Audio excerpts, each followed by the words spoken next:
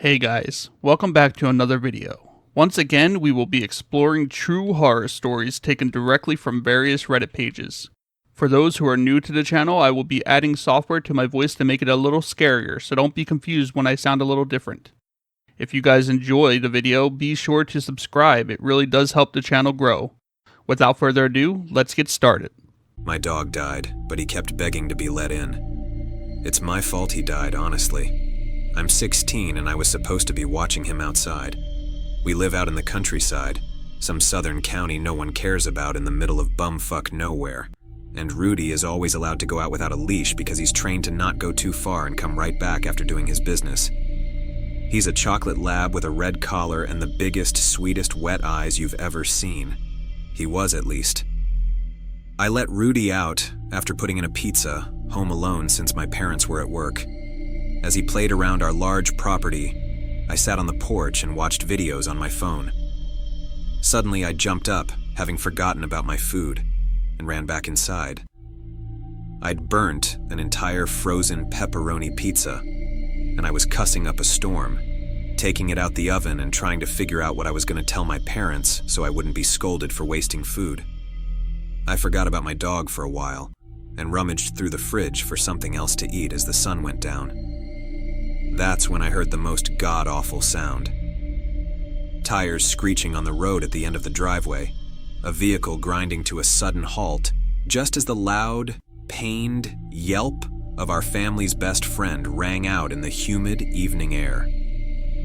I ran out the house, across the lawn, down the drive, and fell to my knees where Rudy was lying on the road with his chest and stomach caved in. The car was gone, speeding down the road, leaving tire tracks and gore over poor Rudy's crushed abdomen. I cried harder than I've ever cried in my entire life as I watched him squirm and whine in agony, before finally, the light faded from his big brown eyes. Rudy had gone up the drive for no real reason.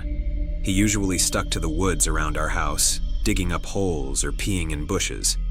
He never had interest in exploring the road, and he never once tried. If I had told him to come in already, he would be alive to this day. My parents mourned deeply, and I had the sense they were blaming me as well. A week passed, and we tried to move on. But then one evening I went outside to walk around the yard and talk to my friend from school on the phone. We were laughing about something or the other, and I was enjoying the cool breeze on my skin as the sun set overhead, when suddenly I had this weird feeling. The feeling you get when you're being watched.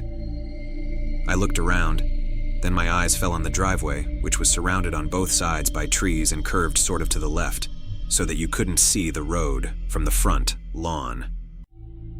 What I could see, however, several yards away, was a chocolate lab standing still as a statue at the bend, under the shadows of the trees.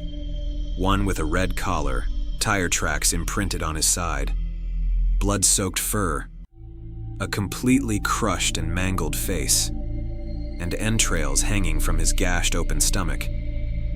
My breath caught in my throat, and I felt like time went to a standstill.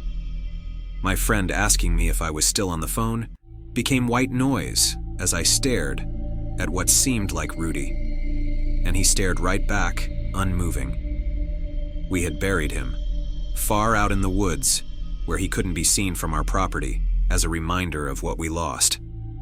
He was definitely dead. There was no doubt about that. Was I hallucinating? It was starting to get dark after all. Maybe my imagination was playing tricks. I turned away from the horrible sight as I choked back a sob. I rubbed my eyes, and after taking a deep breath, I looked again. He was gone. I returned to my phone call and quickly went back inside the house, choosing to play it off as my mind fucking with me due to the guilt of Rudy's passing. But things were never the same after that. Since my parents are too busy working to drive me, I catch the bus each morning to school. That means walking all the way down our winding driveway and waiting at the spot Rudy was hit for that yellow bus full of obnoxiously loud teenagers to pull up. Every time I walked down the drive, I felt uneasy. The trees lining the gravel path on both sides blotted out the sun and covered me in shadow. Nature was silent and still, when usually birds were singing and squirrels were skittering up trees. I felt like I wasn't alone. I waited for the bus, and I felt the skin on the back of my neck burn. I turned around and saw him, closer this time. Rudy. His corpse just stood there and watched me. He didn't so much as twitch, blink, or move his tail. I didn't know what to do.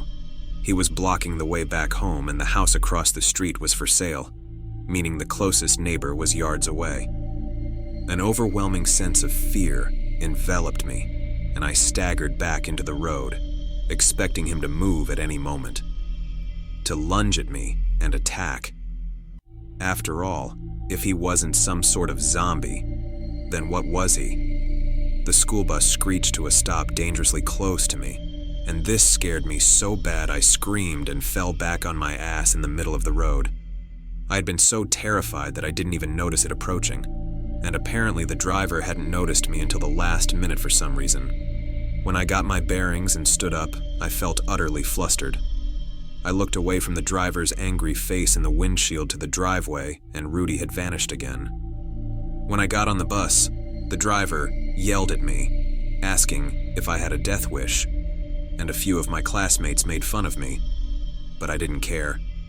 I was absolutely terrified. My dog was haunting me, and its presence felt hostile, like it wanted me to suffer the same gruesome fate since I couldn't help him. I wasn't able to focus on class at all that day.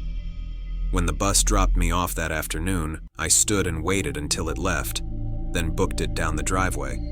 I felt silly, but at the same time, I didn't want to be there long enough to see him again. When I ate dinner with my parents that night, I was distant and moody, and my mom noticed. "I made your favorite dinner and you're just pushing it around with that glum look on your face," she had said. "Honey, what's wrong?"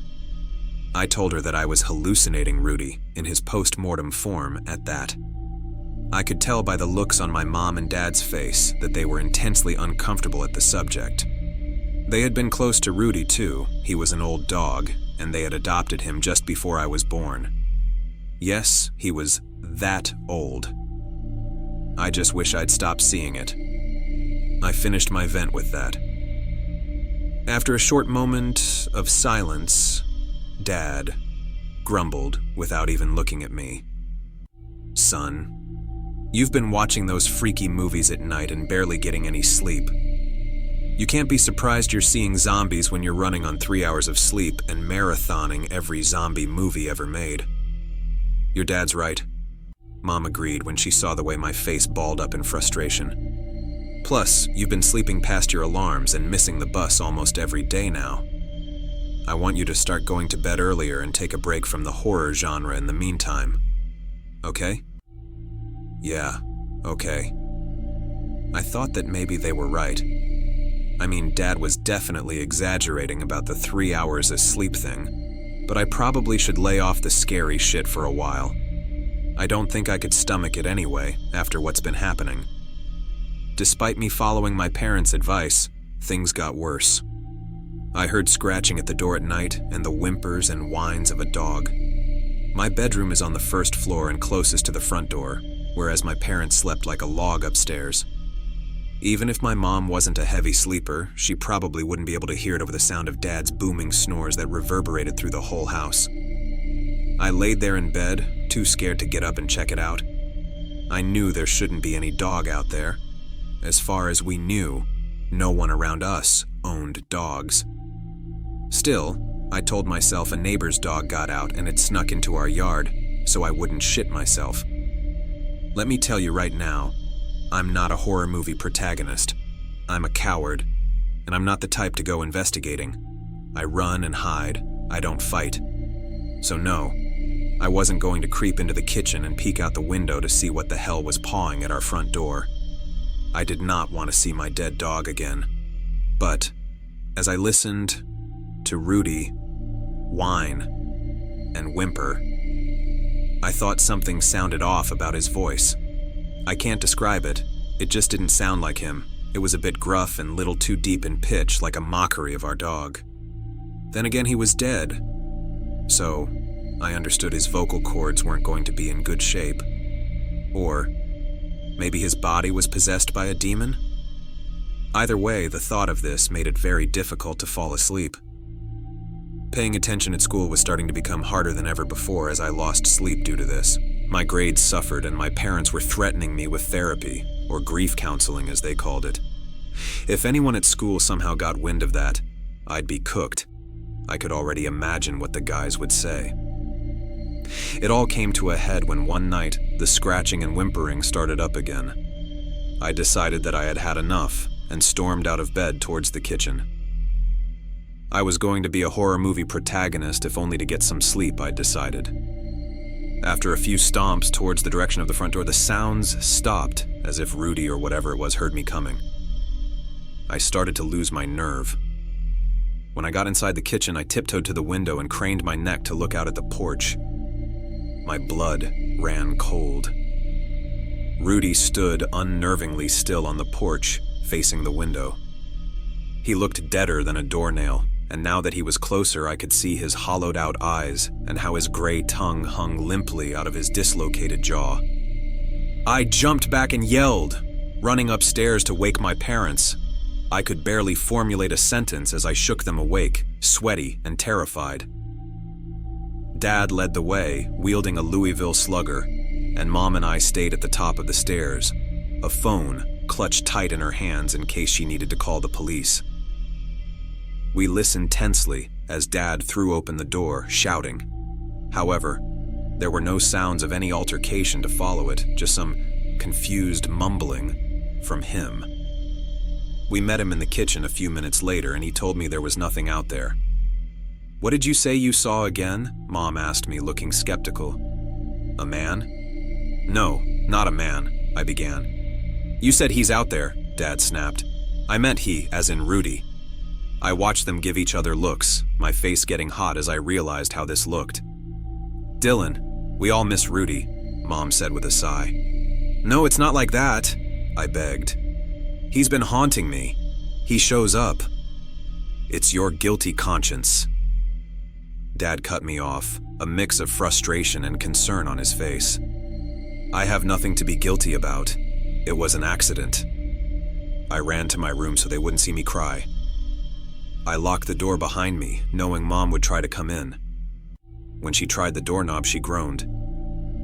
"We're going to talk about this after school tomorrow, and we're taking you to a shrink." I heard their muffled voices complain about me all the way up the stairs. I cried into my pillow like a baby.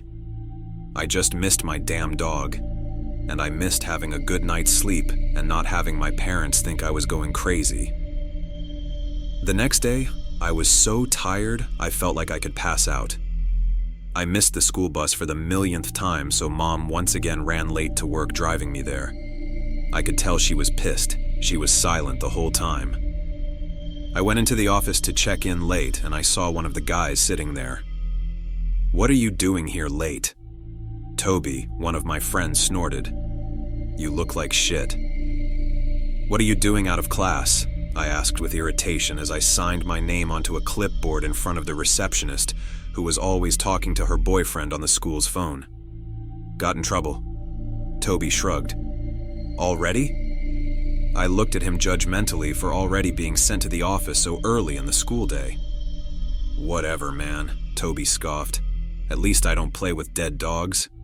"What?" I whirled on him, ready to kick his ass for saying anything negative about Rudy. "Easy." Toby threw his hands up, genuinely surprised by my reaction. "If you're so sensitive about it, why does your family keep trying to use him as a prank? I mean, you gotta admit it's weird, dude. Alexis rides your bus, and she keeps talking about how your dad keeps putting your dog on the end of the road. What's that about anyways? Is he trying to scare them? Does he think they're kindergartners? What are you talking about?" The room felt hot all of a sudden. I was sweating as I tried to connect the dots but couldn't. "My dad is at work every day by the time the bus comes, and we buried Rudy in an empty field somewhere." Toby frowned.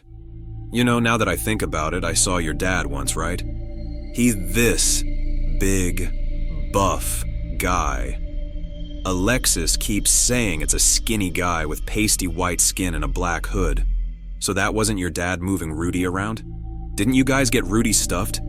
Or, what's it called, taxidermied? I stared in silence for a moment as I realized what exactly was going on. What did she see him do? She said today that he came out of the woods and left it there, at the end of the driveway. Toby seemed to get nervous as he caught on to how weird the situation was. Then he just smiled as the bus went by. She thought maybe it was some kind of prank to scare the people on the bus, since it was like a freaky taxidermy job. I mean, his guts were hanging out. People don't do that when they get their animals stuffed though, do they? We never had him stuffed, I cried out. Everything else happened so fast. I harassed the receptionist into allowing me to call my mom, who then called my dad. My mom came by to pick me up, and we went to the house with the police. They searched everywhere and found that Rudy's grave had been dug up and that someone had been hiding under our house. That's where Rudy's body was found. The man had left him under here when he heard me coming and hid himself in there too. Dad never thought to check under there. He had been the one to scratch on the door and mimic the sound of a dog whining and whimpering, almost to a T. They found the nut job hiding out in the for sale house across the street. He'd broken in and had been living there for weeks. When he was taken into custody, he admitted he'd been watching us, and that he had dug up Rudy, stuffed him himself, but purposely left in gruesome details like an intestine and bits of broken bone, and used his corpse to torment me. When I wasn't looking, he would place Rudy out in the open and hide in the trees, and when I left, he would take him back. Then when I kept getting up late, he would just display Rudy for the kids on the bus and enjoy their understandably freaked reactions. That's why he always seemed so still when I looked at him. It's because he was stuffed. I couldn't believe it. The worst part about it was the fact that the asshole was also responsible for killing Rudy. The police told us that he had laughed as he openly told them that he'd laid dog treats on the road to lure him, got into his car, and ran him over. He hid the car in a field by the empty house, which you could access by a wide trail so that no one would know he was living there. It's how he got around, buying cheap beer and the things he needed to stuff our dog with. He was a mechanic with a weird hobby, apparently, and he'd recently lost his house and had been living in his car before he came all the way out here to squat in that house. And why did he do all this? No reason, absolutely no reason other than the fact he was fucking psycho and wanted to torture some kid for fun. He was charged for trespassing, harassment, animal abuse, and some other bullshit I can't remember. We moved shortly after because Mom didn't feel comfortable with the fact that asshole knew where we lived. I feel so dumb, thinking Rudy was a ghost or zombie or something like that. I never investigated or stuck around long enough to notice anything amiss. More than anything, I feel angry. I hope that dick has a life full of nothing but misery and misfortune waiting for him. If it weren't for Toby, who knows how long he would have kept it up. Maybe he would have escalated things and tried breaking into our house next to place Rudy in there. He was clearly not dealing with a full deck, if his wild eyes and crooked, creepy grin were anything to go off of. But at least Rudy can finally rest in peace. We buried him again, and this time Mom and Dad spent the money to place him in a proper pet cemetery. Sometimes I go there and lay treats on his grave. He will always be a good boy to me.